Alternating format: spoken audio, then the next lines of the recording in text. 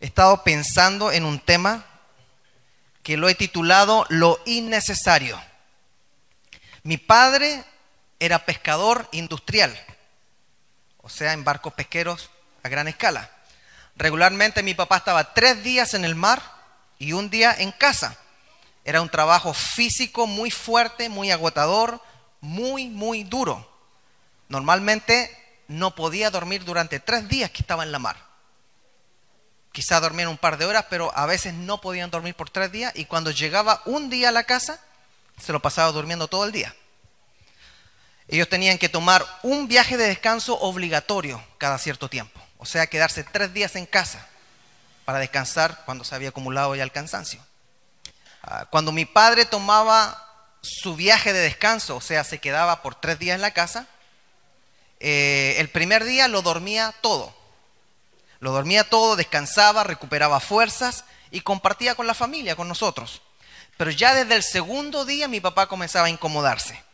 ¿Por qué? Porque era un trabajólico y comenzaba a buscar qué hacer, qué ordenar y qué botar en la casa.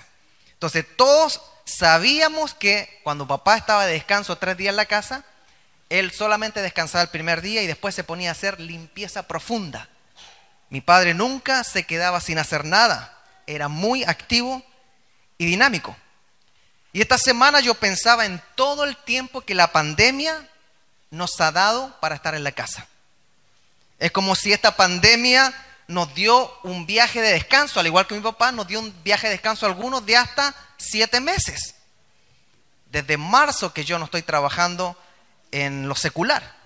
Gracias a Dios Él provee, y alguno otro, yo creo que en el ambiente hispano no muchos se han quedado sin trabajo, la mayoría ha seguido trabajando, pero quizás ha tenido más tiempo, sobre todo los primeros meses. Entonces no sé cuántos hemos dedicado ese tiempo para ordenar nuestra casa. ¿Cuántos se levantaron un día y vieron qué voy a hacer durante tanto tiempo encerrado de descanso que me dieron? ¿Cuántos nos hemos dedicado a buscar qué botar, qué limpiar?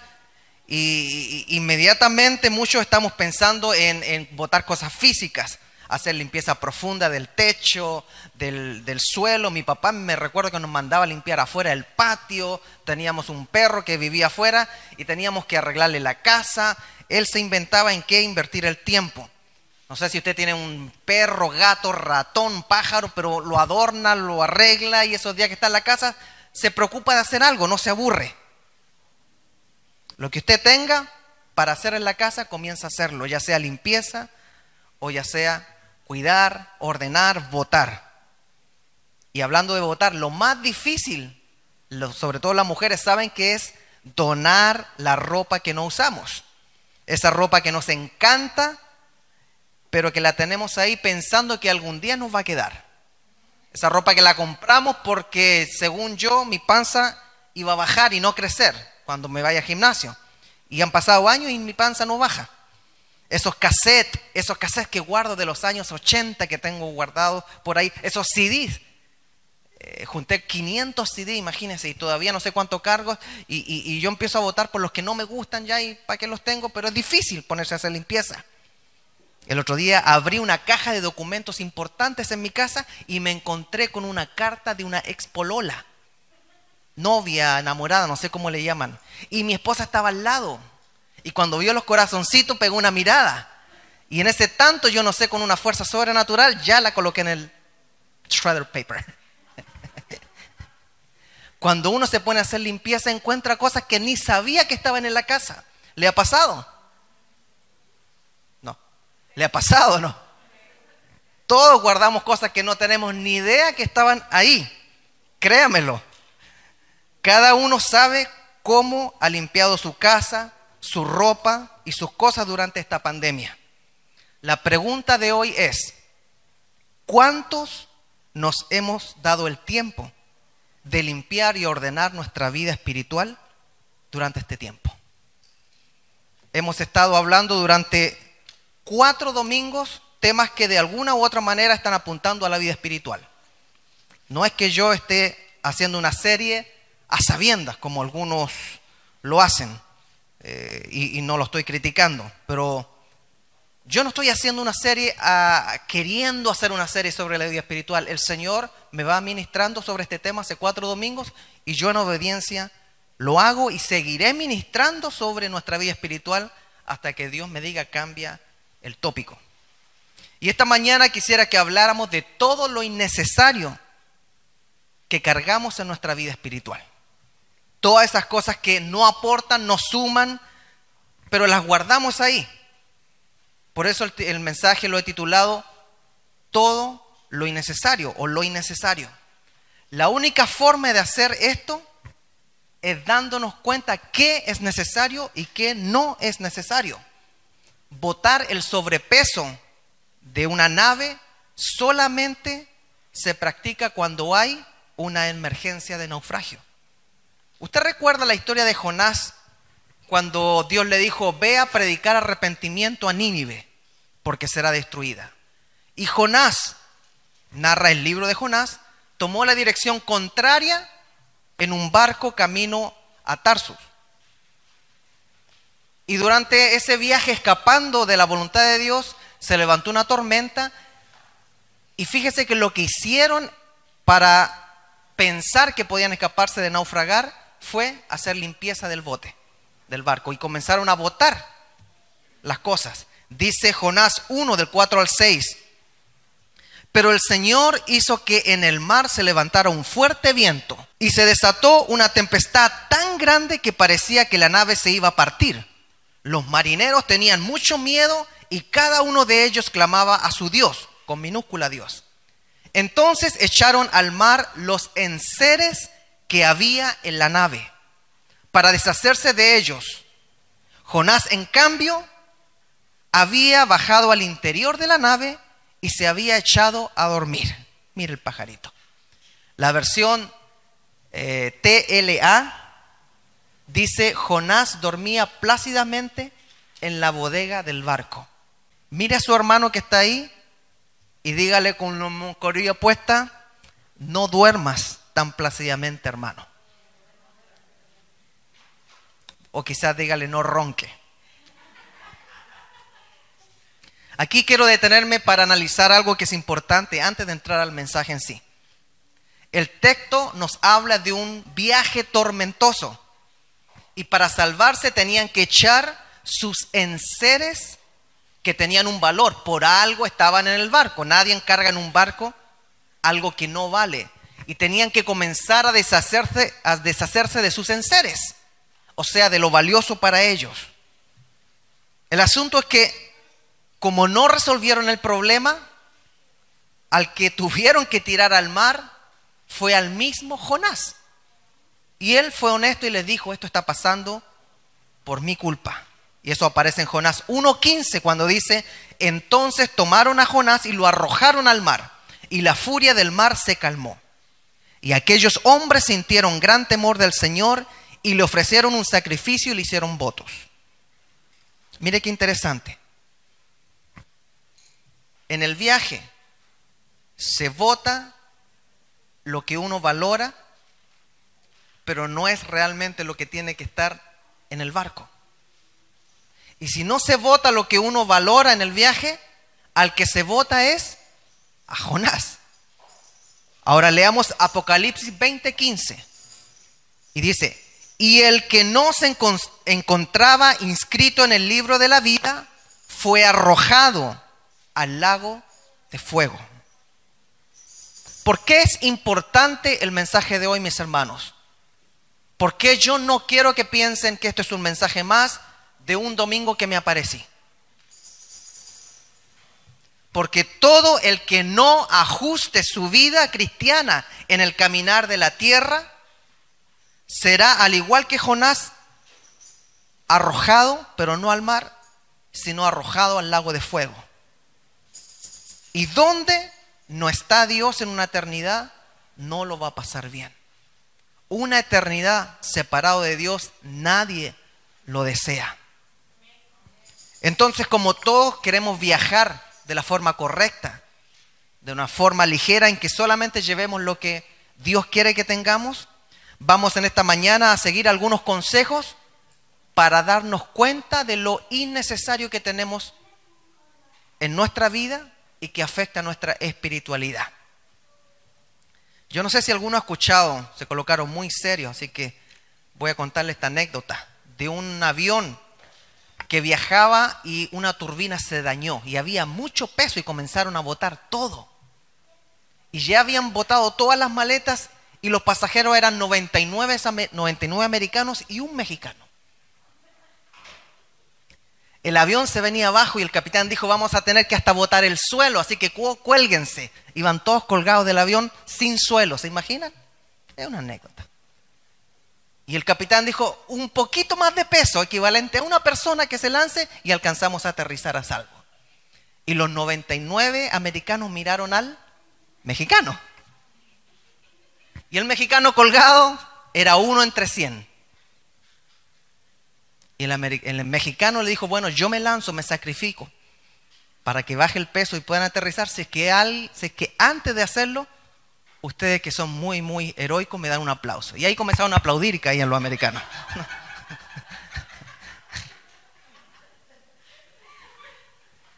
Deshacerse del peso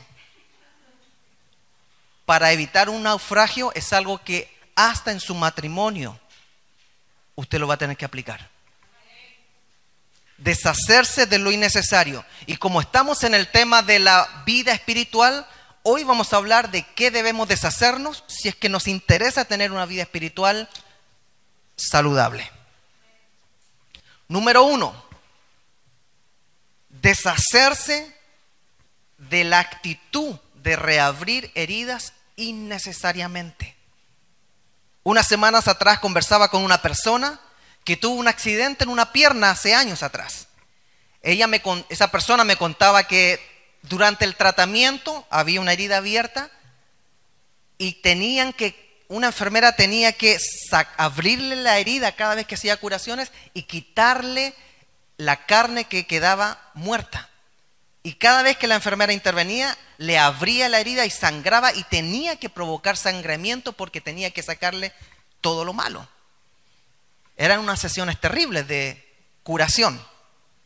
Y le abría, pero durante un tiempo, hasta que se terminó el tratamiento y la herida sanó. Por supuesto, quedaron cicatrices. Pero ya ninguna enfermera o doctor después del tratamiento volvía a abrirle la herida, a raspársela y a provocar otra vez sangramiento. ¿Qué estoy tratando de decir con esto? Y colóquenme mucha atención, por favor. Proverbios 26:11 dice, como perro que vuelve a su vómito, es el necio que repite su necedad. Muchos no repiten su necedad de forma física, de forma actual. Muchos no cometemos el mismo error que cometimos hace años, pero sí lo repetimos de forma mental y de forma emocional y almática al volver a repetir el daño que había en nosotros, porque siempre volvemos a abrir heridas. No se repite el acto, pero se repite la consecuencia interior.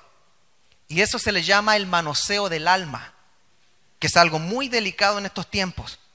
Muchos cristianos meten su nariz donde Dios no los ha llamado a meterla. Muchos líderes cristianos meten su nariz donde Dios no los ha llamado a meterla. Un psicólogo una vez dijo, tenemos que repetir el tratamiento hasta que ya no le duela más a la víctima. La psicología moderna es una ciencia en pañales, se le llama. No tiene más de 120 años desde que comenzó como tal, con el nacimiento del psicoanálisis por el psicólogo o doctor austriaco Sigmund Freud. Entonces la Biblia a mí no me habla de abrir heridas. Lo primero que hay que evitar y dejar de hacer es reabrir heridas. ¿De qué estoy hablando? Estoy hablando de que la Biblia habla de sanidad interior desde el huerto del Edén. La psicología habla desde 120 años apenas. Y desde el huerto del Edén, Dios está sanando heridas a través del perdón, a través del amor y la misericordia. El haber sido víctima de algún agresor es algo terrible. Y alguien que ha vivido algo así lo sabe. Pero Dios no opera igual que la psicología moderna, que solo tiene 120 años de formación. Dios creó el universo, Dios creó su cuerpo, Dios creó su corazón y sus emociones, y Dios creó su alma y su espíritu. Y algo más, Dios es el Padre de nuestro espíritu. Hebreos 12:9 dice lo siguiente: ya que respetábamos a nuestros padres terrenales que nos disciplinaban, entonces, ¿acaso no debiéramos someternos aún más a la disciplina del Padre de nuestro espíritu y así vivir para siempre?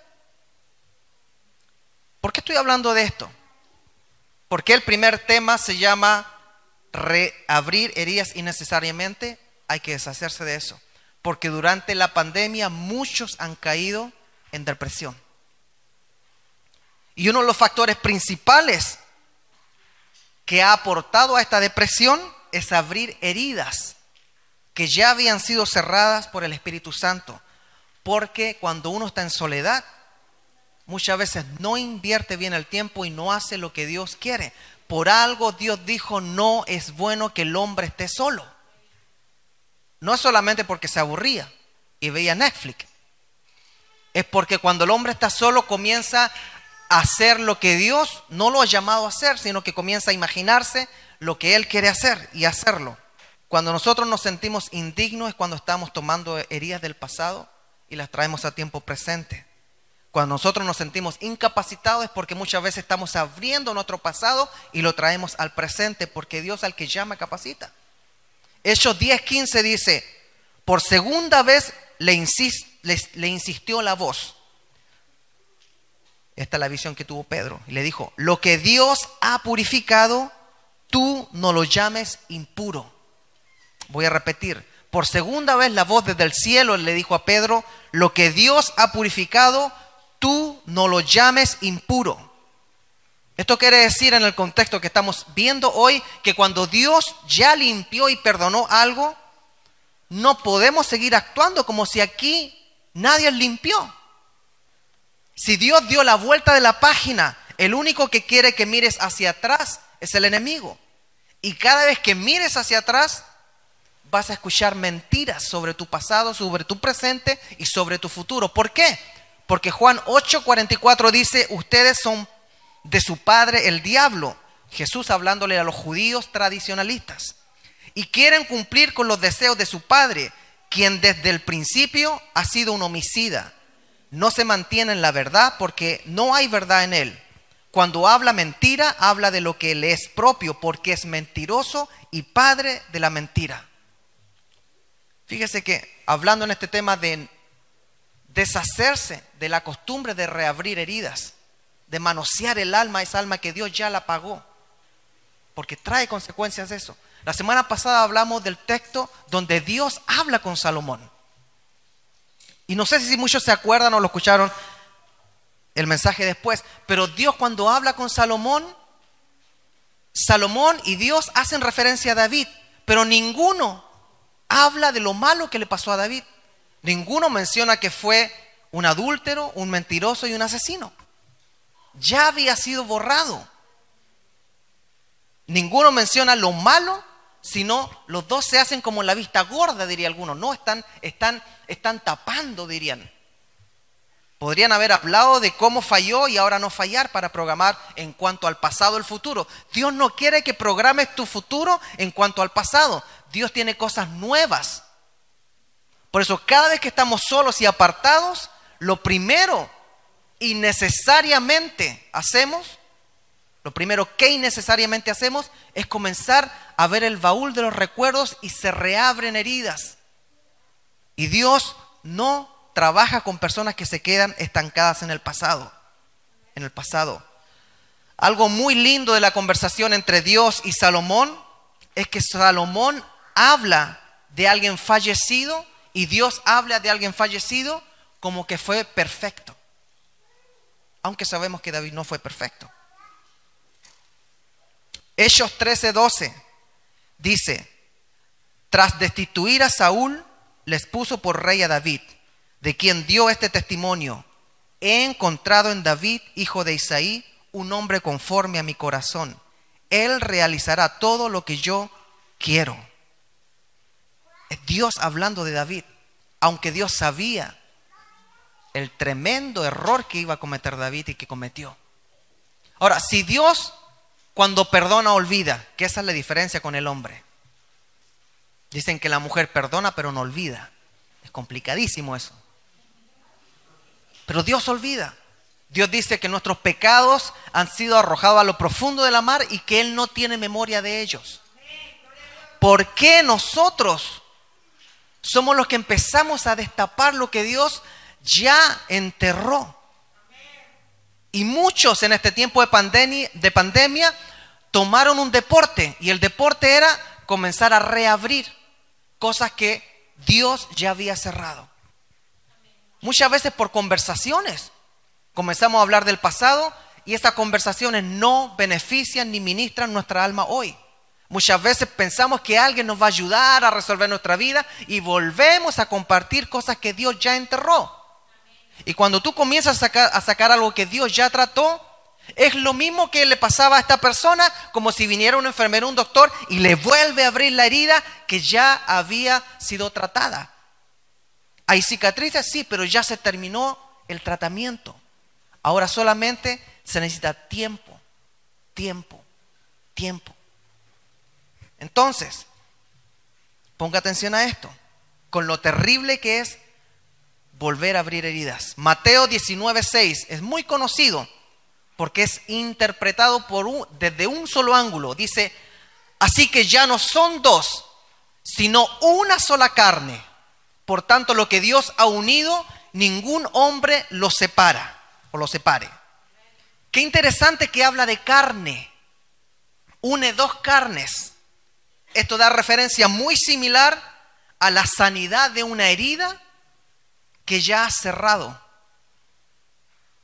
Entonces, diríamos, la herida que Dios ha sanado y ha juntado a las carnes y ha vuelto a ser una sola carne, que no la reabra, que no la separe el hombre. Yo no sé si alguna vez había escuchado este punto. Si usted quiere arruinar su vida espiritual, comience a indagar del pasado, comience a comentar su pasado, comience a volver a sacar lo que Dios ya perdonó, comience a ir al mar y a buscar lo que Dios arrojó a lo profundo de la mar y a traerlo a la mesa para que usted fracase otra vez. Muchos no pueden salir adelante porque ellos no se perdonan, aunque Dios ya los perdonó. La gracia que el Señor nos da, muchas veces nosotros no la queremos tomar porque es increíble. Alguno diría, ¿are you kidding? Si yo hice esto, Dios ya te perdonó. ¿Are you sure? ¿Estás seguro? Dios ya te perdonó, hombre. Mientras conversamos esto, te estás perdiendo de hacer lo que Dios quiere que hagas hoy. Por eso lo primero que debemos sacar de nuestra vida, que es innecesario, es dejar de abrir las heridas que el Señor ya cicatrizó. Y digo cicatrizó porque hay cicatrices, pero que el Señor ya trató. Una iglesia saludable no es una iglesia que anda abriendo heridas que ya cicatrizaron. Punto número 2, ¿de qué hay que deshacerse? De todo lo innecesario. ¿Qué es innecesario? Aparentar una vida espiritual saludable. Hemos aprendido que antes de recibir y aceptar el mensaje de salvación, nuestra vida espiritual estaba en estado de coma. Eso lo vimos en predicaciones anteriores. Por algo, Efesios 2:1 dice, a ustedes Él les dio vida cuando aún estaban muertos en sus delitos y pecados. Eso se le llama una muerte en estado de coma. Está vivo pero conectado a una máquina. Por eso nosotros estamos vivos cuando escuchamos el mensaje, pero el mensaje nos revivió espiritualmente, nos sacó de ese estado de coma. Ahora, aparentar, y esto somos expertos nosotros, los cristianos, aparentar una vida espiritual saludable es como ocultar una enfermedad terminal ante todos los demás. Podemos ocultar un cáncer para que los demás no se enteren. Podemos ocultar una artritis para que los demás no se den cuenta de nuestras manitos como están. Podemos ocultar una cirrosis hepática después de haber sido alcohólico. Podemos ocultar ser portador del virus del SIDA y nadie se entera. Podemos ocultar tener un tumor maligno que nos ha dado una fecha de partida y lo ocultamos. Podemos ocultar cualquier enfermedad física, quizás aislándonos y escondiéndonos. Pero más temprano que tarde, esa enfermedad física va a llevar nuestro cuerpo a una tumba. Así también, mis hermanos, podemos ocultar una vida espiritual que no está saludable, pero más temprano que tarde esa enfermedad en la vida espiritual nos va a llevar nuestra alma al infierno. ¿Por qué? Y esta pregunta es muy importante. ¿Por qué escogemos esconder y postergar el tener una vida espiritual como Dios quiere? ¿Por qué nos cuesta tanto enfrentar la realidad de que la vida espiritual importa? En estos tiempos hay un eslogan, Black Lives Matter. Amén. La vida espiritual importa más. Porque está estipulado que el hombre muera una sola vez y después de esto el juicio. Sea del color que sea, y el juicio es eterno. Entonces, ¿por qué nosotros escogemos ocultar la vida espiritual que no está saludable? ¿Por qué nos vamos en esa dirección tan fácilmente? Muchas veces la respuesta a eso es por nuestro orgullo. Filipenses 2:3 dice lo siguiente: no hagan nada por rivalidad o por orgullo, sino con humildad, y que cada uno considere a los demás como mejores que él mismo. Nadie quiere verse peor que el otro. Imagínense una sala de hospital, un pabellón de hospital donde todos los que están ahí son enfermos terminales. Todos se van a morir. Pero ¿qué pasa en ese pabellón? Todos pretenden estar mejor que el que está al lado. Todos pretenden dar la idea de que ellos sí se están recuperando, pero están pretendiendo porque están mal, son terminales. Cada uno quiere verse mejor que el que está al lado, aunque todos son enfermos terminales. Mi hermano, el orgullo es lo que me hace pretender mostrarme como un cristiano espiritual cuando en realidad estoy enfermo espiritualmente.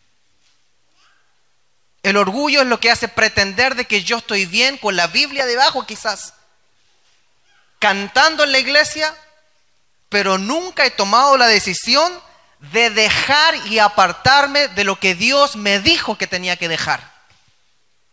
El orgullo endurece tanto las rodillas que uno nunca puede doblar las rodillas para orar, solamente para trabajar y ganarse un par de pesos. El orgullo de pretender una vida espiritual saludable es lo que me hace juzgar a los demás, pero nunca juzgarme a mí diariamente. El orgullo es lo que me hace decir no a las necesidades de la obra de Dios y decir sí ante mis necesidades humanas. El orgullo de pretender una vida espiritual saludable es el que me hace decir no al compromiso con Dios y su iglesia, pero me hace decirle sí a los deseos malditos de mi carne. Romanos 8:5 dice: porque los que viven conforme a la carne ponen la mente en las cosas de la carne, pero los que viven conforme al Espíritu en las cosas del Espíritu. Primera de Juan 2:16 dice referente al tema: porque todo lo que hay en el mundo, la pasión de la carne, la pasión de los ojos y la arrogancia o el orgullo de la vida, no proviene de Dios, no proviene del Padre, sino del mundo. Romanos 7:18, referente al tema también dice: porque yo sé que en mí, es decir, en mi carne, decía Pablo, no habita nada bueno, porque el querer está presente en mí, el querer hacer el bien, pero el hacer el bien, no, en la carne. Él quería hacer lo bueno, pero su carne no quería hacer lo bueno. Fíjese que algo que el apóstol Pablo no hace, siendo el gran apóstol, es aparentar. Él, siendo el apóstol encomendado y usado por el mismo Jesús, porque se le apareció Jesús a Pablo, camino a Damasco. Pablo nunca ocultaba la lucha que tenía con la carne. Pablo no aparentaba una vida espiritual sana, no lo aparentaba. Pablo luchaba con sus deseos para tener una vida espiritual sana. Pablo oraba al Señor por sanidad y Pablo escuchaba que Dios le decía: no vas a sanar porque esta enfermedad es para tu crecimiento y es para mantener tu carácter firme en mi gracia, en mi misericordia. Pablo no se coloca como el superhéroe, el Captain America o el Captain Israel. Pablo demuestra su debilidad cuando dice: la carne mía no quiere hacer lo bueno. Ay, miren el líder que tengo. Si su pastor le dijera: mi carne, hermano, me está pidiendo. De la misma manera nosotros debemos luchar con nuestros deseos humanos y no aparentar el no tener luchas. Menos aparentar que estamos bien espiritualmente. Lo peor es estar pretendiendo y ocultando que tenemos una vida espiritual enferma. Al igual que Pablo luchaba por tener una vida espiritual sana, nosotros no nos podemos escapar a la realidad de que si usted quiere tener una vida espiritual sana, va a tener que luchar diariamente. Y algunos dicen: pero pastor, ¿cómo se lucha diariamente? ¿De qué está hablando? ¿Me tengo que disfrazar de cristiano y salir a rescatar el mundo? La respuesta es sencilla. ¿Quieres saber cómo se lucha para tener una vida espiritual sana? ¿Quieres saber cómo Pablo luchaba para tener una vida espiritual sana? Se lucha sembrando todos los días. Si vamos a Gálatas 6:8, el mismo Pablo les dice lo siguiente a los Gálatas: porque el que siembra para su propia carne, de la carne segará corrupción. Pero el que siembra para el Espíritu, del Espíritu segará vida eterna. En una versión más actual, la PDT, dice lo siguiente, el mismo versículo: quienes siembran únicamente para complacerse a sí mismos, solo cosecharán de ello la destrucción. Pero el que siembra para agradar al Espíritu, cosechará la vida eterna. Mis amados hermanos de Creekside, ¿estamos aparentando tener una vida espiritual sana? ¿O estamos sembrando diariamente por tener una vida espiritual saludable? La única forma de cosechar es sembrando. Los que trabajan en el campo saben eso, ¿no? Si usted se va de farra y no siembra su tiempo, no espere que llegue la estación de la cosecha y usted se va a parar ahí, se va a quedar mirando la tierra porque nunca sembró. Por eso, Gálatas 6:7 dice: no se engañen, Dios no puede ser burlado. Todo lo que el hombre siembre, eso también cosechará. Mi hermano, ¿tiene una vida espiritual sana? Dígame lo que está cosechando todos los días. Y yo le diré si su siembra le está produciendo una vida espiritual sana. No le va a alcanzar con estar un domingo escuchando la palabra. Es todos los días, desde el momento que me levanto, voy a honrar a Dios, voy a obedecer su palabra, voy a vivir conforme a lo que se me enseñó. Y comienzo a sembrar obediencia para cosechar amor, porque Dios ama a los que le obedecen.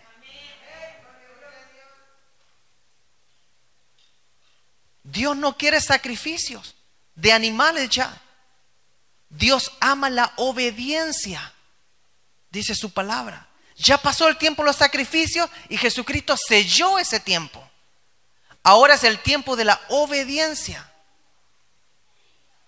Y eso se tiene que lograr cosechando todos los días buenas decisiones. ¿Voy a seguir hablando feo? voy a seguir insultando, voy a seguir sacando mi antiguo yo, voy a seguir engañando, voy a seguir siendo el que el pastor no quisiera que yo fuera. Voy a seguir siendo el que mi esposa nunca ha querido. Voy a seguir siendo la misma que mi familia siempre quiso que fuera. Número 3, lo innecesario de una vida espiritual que nosotros cargamos. Ocultar nuestra crisis de fe. Fíjese, hacerse el fuerte es innecesario. ¿Cómo está, hermano? Aquí estoy fortalecido, aquí estoy bien, acá estoy. Y cuando yo me entero, no están bien. Si con alguien humano usted no debe aparentar fortaleza, es con su pastor. Pero primeramente con Dios. Estoy convencido de que el libro de Job y la historia de Job se colocó como un ejemplo para nosotros de fe. Job, siendo un hombre justo delante de Dios, Dios permitió incluso que, aparte de perder sus posesiones financieras, económicas, que perdiera a todos sus hijos. Y ese golpe usted no lo puede medir. Algunos quizás han perdido un hijo, a una hija. Pero perder a todos los hijos, después de perder todas las posesiones, y después perder la salud, y después estar tirado en el suelo rascándose con un ladrillo las llagas que tenía. Aún así, lo que no perdió Job fue su fe fuerte en su Creador. Pero escuche, Job no aparentaba estar alegre. Él no gastaba energía aparentando. Job, ¿cómo estás? Aquí súper bien con mi ladrillito. Hasta como que me gusta, estoy haciendo ejercicio con el ladrillo. Y 1, y 2, y 3, aparentando. Llegamos a comportarnos de manera estúpida cuando aparentamos lo que no somos. Job no se vestía elegante para aparentar. Job estaba en el suelo con cenizas que demostraba lo peor, lo más bajo, de arrepentimiento, de humillación. Job terminó en el suelo, lleno de llagas en su cuerpo. Y no contestaba, estoy súper bien acá, no, está bien, bendecido.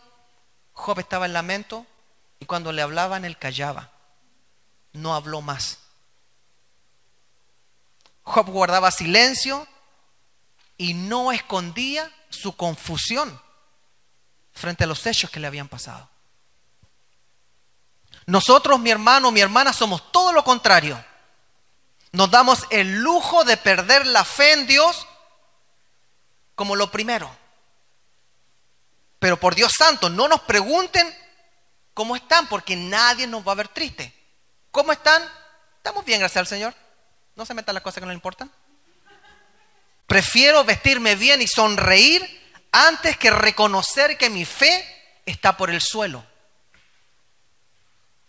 Escuche esto, Job llegó a estar literalmente en el suelo, lleno de llagas en su cuerpo, pero la fe de Job estaba de pie, firme, inamovible en su Dios.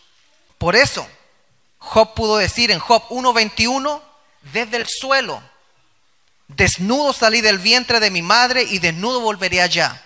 Jehová dio y Jehová quitó, sea el nombre de Jehová bendito. Desde el suelo, en la tierra, con llagas, su fe no estaba en el suelo, su fe estaba de pie, firme, como un soldado en defensa. Ahora nosotros al contrario, podemos estar de pie, firme, diciendo que estamos bien, estamos pasándola, pero nuestra fe es la que está en el suelo, con llagas y pudriéndose. Esas llagas no son provocadas por el virus, por la economía, por la pérdida laboral. Esas llagas quizás las relacionen con la pérdida de la salud, la relacionan con el ingreso económico que están perdiendo, la relacionan con la pérdida de un ser querido, pero en realidad lo que se le está perdiendo es la fe en un Dios creador que siempre está en control de todo. Job estaba en el suelo, pero su fe de pie. Nosotros estamos de pie, pero la verdad que aparentamos es que nuestra fe está en el suelo. Si no, la iglesia estaría llena. Y no porque soy responsable. Todos con sus mascarillas, todos con distanciamiento social, pero demostrarían lo que realmente está de pie y lo que les importa. Gloria a Dios por usted que está acá. Gloria a Dios que con su familia se viene para acá, porque usted puede estar diciendo, yo no estoy bien, mi salud quizás no está bien, la economía quizás no está bien, el futuro económico no está bien, y hasta he perdido seres queridos en mi país, pero mi fe está de pie. Jehová dio, Jehová quitó, sea el nombre de Jehová bendito.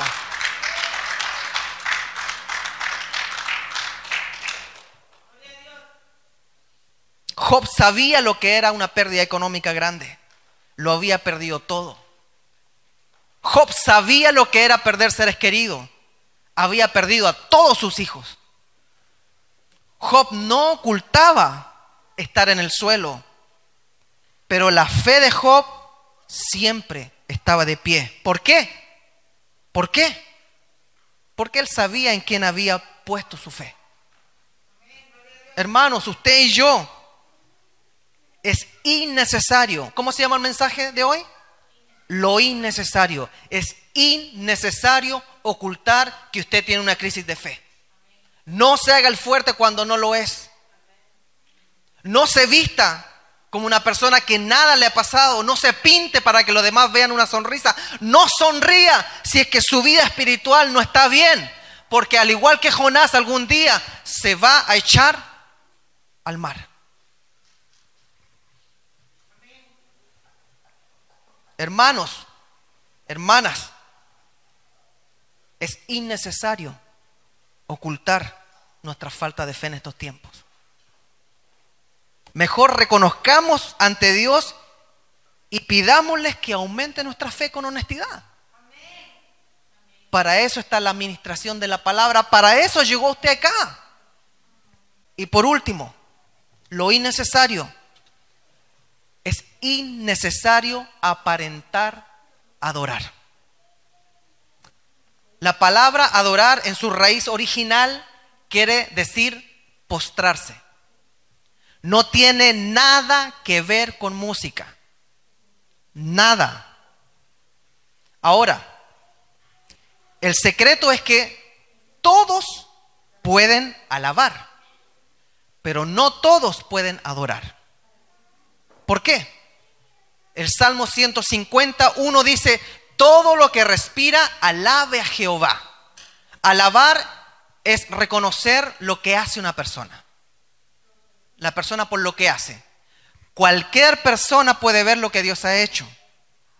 Y de repente en un ataque de cristianidad, alaba. Dicen que comiendo es muy difícil no alabar. Porque uno está viendo lo que está haciendo, lo bueno que el Señor ha hecho. Pero adorar es otro cuento que se resume con esto. Usted no puede adorar lo que no conoce. Es imposible que usted pudiera adorar a su polola, a su novio, a su enamorado, antes de conocerlo. Qué linda eres, pero te ves preciosa. Ese pelo te queda tan lindo, pero usted no la conoce todavía. Yo me pregunto, ¿a quién le cantaban esa canción de amor cuando todavía no conocía? A la que le robó el corazón. Todo tiene sentido de adorar a una persona cuando llega a nuestra vida y cuando la conocemos y nos enamoramos. La realidad, mis hermanos, para terminar, es que dentro de la iglesia muchos cantan, pero no conocen a Dios. Hay muchos que levantan las manos, repiten las letras y piensan que porque están cantando una canción están adorando. Pero es como si usted hubiera estado cantando antes de haber conocido a quien usted ama. Vacío. Sin sentido, no lo conoce. No se puede alabar o chulear a quien no se conoce. La alabanza es la descripción de los atributos que Dios nos ha mostrado a nosotros, de lo lindo que Él es, de lo grandioso, de lo omnipotente. Pero si no conoce al Señor, usted todavía no ha entrado a la dimensión de la adoración. ¿Por qué? Porque cuando usted conoce a Dios, va a comenzar a adorar desde el lunes. Al igual que cuando uno conoció a la mujer de sus sueños, si la conocí el domingo, el lunes dejé de llamar a las otras, porque ahora quiero adorar a esta, quiero consagrarme a esta, quiero cuidar esta relación. Y el martes y miércoles, cuando me llamaron las otras, yo borré el número de mi celular para que... ¿Por qué? Porque ya conocí a la única. Comencé a adorar. Ya cuando me llegó el primer sueldo, ya no pensaba en ir a gastármelo en lo que se me diera la gana, sino que estaba pensando en el futuro con la amada. En tener una vida con la amada. La había conocido y ahora mis finanzas se van a invertir en mi relación con ella. Voy a adorar con mis finanzas también. Mi primer sueldo enterito lo gasté en un regalo para mi polola y me arrepiento de una manera. Me sentí enamorado, pajarito. Me fui a trabajar con mi papá 3 días en el barco. Supe lo que era no dormir por 3 días y estar limpiando pescado, acumulando pescado al mar, toneladas de cajas de pescado para que llegara a puerto ya encajonado y listo para ser exportado. Y todo ese sueldo me lo gasté en adorar.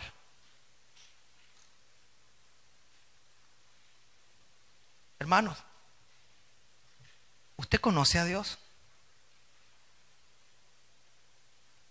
¿Conocemos a Dios? ¿Adoramos a Dios con todo lo que hacemos? Mi vida cambió desde el día que yo me comprometí con mi esposa. Ya no pude vivir una vida de soltero. Su vida cambió cuando conoció y se comprometió con Dios. Cuando comenzó a adorar a ese Dios. Usted solamente canta y no está comprometido con Dios porque aún no le conoce. A mí nadie me obligó a meterme con mi esposa. Fue voluntario. A usted nadie lo obliga a amar a Dios. Pero Dios ya lo amó primero.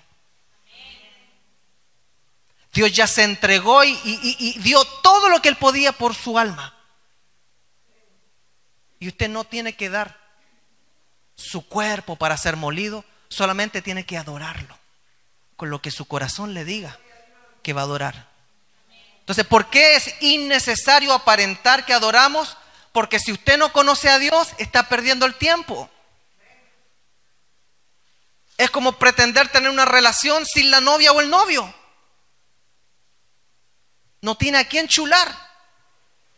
No tiene a quién someterse. No tiene por quién cambiar su vida.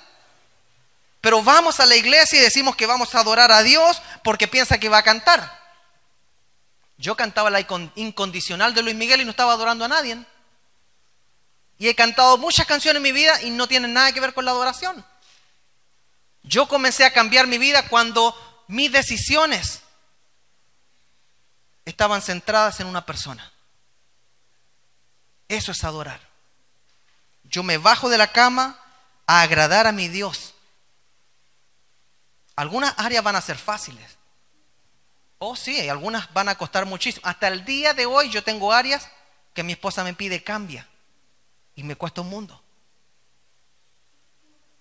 Pero estoy en la relación. Dios no pide que usted sea perfecto. Dios pide que usted no sea hipócrita. Dios pide que no haga cosas que son innecesarias. No te engañes a ti mismo. Si tú no estás adorando, tú estás cantando nomás. Si tú me conocieras, serías amado y amante de mí. Tu vida demostraría que eres una persona totalmente diferente a como eras antes. A cualquiera persona que le dijera que casada, Natita, su vida de casada es igual a su vida soltera, no. Iglesia, su vida de cristiano es igual a la vida de no cristiano. Sus finanzas, sus emociones, sus palabrotas, su manera de responder, su manera de aparentar estar bien. ¿Para qué? Antes estábamos solos, aparentábamos ser solteros y enteros, ¿no? Pero ya ¿para qué? Si ya estamos juntamente con Cristo crucificados, ¿para qué aparentar? ¿Por qué no somos honestos con el Señor y le decimos, Señor, ayúdame a conocerte más? Mis hermanos, Job conoció más de Dios a través del dolor de perderlo todo. Entonces aprendió a adorar verdaderamente. La adoración de Job no fue la misma después de salir de todo el embrollo que le tocó pasar y sufrir a como era antes. Job tuvo que aprender a adorar cuando había perdido todas sus posesiones financieras y adoraba en la tierra con un ladrillo rascándose. Job tuvo que aprender a adorar cuando habían muerto todos sus hijos, ni uno le quedó para consuelo, todos se murieron. Ahí comenzó a adorar. Job tuvo que aprender a adorar cuando los demás pensaban de que él merecía lo que le estaba pasando. Nadie le dio la razón a él. Ahí comenzó a adorar.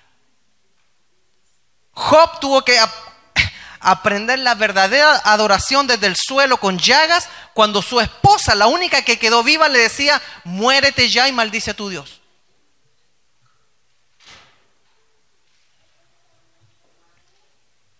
¿Cuántos de nosotros podemos tomar ventaja de lo que estamos viviendo hoy, mis hermanos? Quizás Dios no nos ha quitado todas las posesiones igual que Job. Quizás Dios no nos ha dado o no ha permitido que todos nuestros hijos mueran. Dios no ha permitido que toda la familia directa de nosotros fallezca. Pero sí estamos pasando un tiempo de tribulación.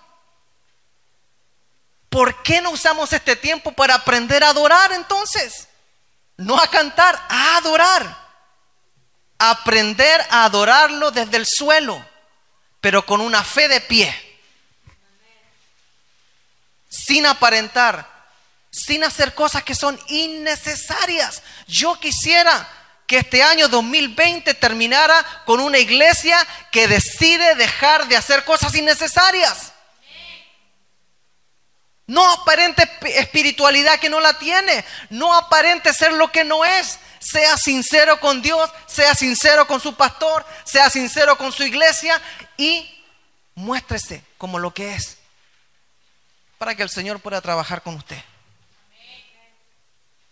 Cuando dos personas se casan, hay dos promesas que son muy interesantes. En riqueza o en pobreza, ¿acepta usted a este príncipe azul? ¿Qué dijeron las casadas? Sí, acepto. Después le dijeron, en salud o enfermedad, ¿acepta a este príncipe azul? ¿Qué dijeron las casadas?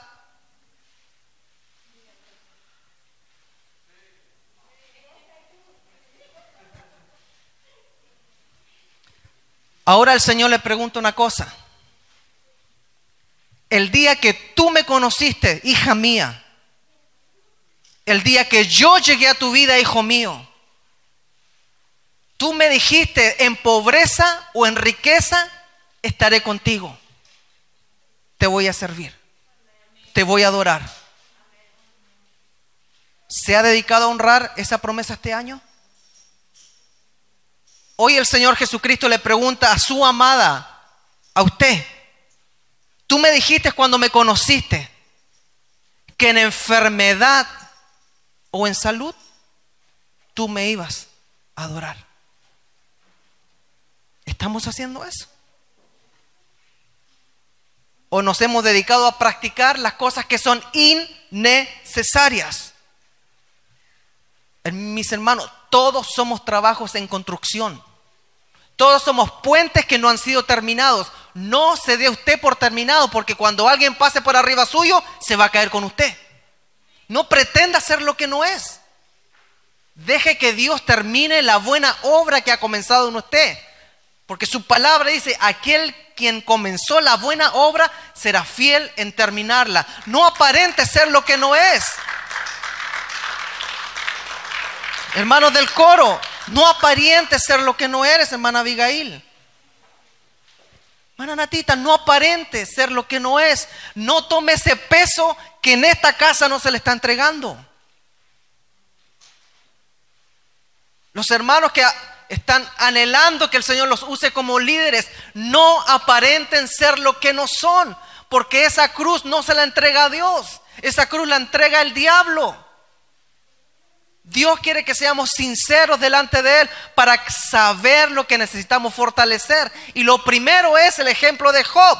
Podemos estar en el suelo, haber perdido todo lo económico, haber perdido a todos nuestros hijos, haber perdido la confianza y el apoyo de nuestros amigos, pero estar con nuestra fe de pie, sabiendo que Dios nunca me desamparará. Y aunque no entienda lo que está pasando, yo decidí, cuando le prometí estar con Él, que en riqueza o en pobreza lo iba a adorar, y que en enfermedad y en salud yo lo iba a adorar, y punto. ¿Para qué complicarse? Es que me falló un hombre, es que me falló una mujer. Dios no es hombre, Dios no es mujer. Su fidelidad es eterna y su misericordia se va a renovar con coronavirus cada mañana. Su misericordia va a estar con su iglesia, con quien quiera que gane la presidencia. No se meta en asuntos que a usted como esposa no le competen más de lo cívico. La esposa se dedica a su esposo, dice la palabra. ¿Y la iglesia se dedica a quién? ¿A Trump? ¿A Biden? La esposa se dedica en satisfacer a su esposo, dice Pablo. Sí, es algo cultural, pero fíjese que también la esposa de Cristo se ocupa en su esposo. Y su esposo lo único que le dice, prepárate querida, porque vamos a ir a un gran banquete pronto, prepárate. Dios quiera que no nos presentemos como una novia bien vestida por fuera, pero por dentro asquerosa. Seamos responsables y comencemos la limpieza de adentro hacia afuera. Mi hermano, a mí no me interesa que me digan que tengo un chorrón de santurrones y santurronas. A mí no me interesa llegar a tener una iglesia de miles. A mí me interesa que las personas que están alrededor mío sean sinceras con Dios y que aprendan a adorar, aunque estén en el suelo con un ladrillo rascándose como Job, pero su fe siempre de pie, porque yo nunca voy a poder explicarles por qué pasan las cosas. Solamente podemos repetir lo mismo que dijo Job: desnudo salí del vientre de mi madre y desnudo partiré de esta tierra. Jehová dio, Jehová quitó, sea el nombre de Jehová bendito. Póngase de pie, por favor.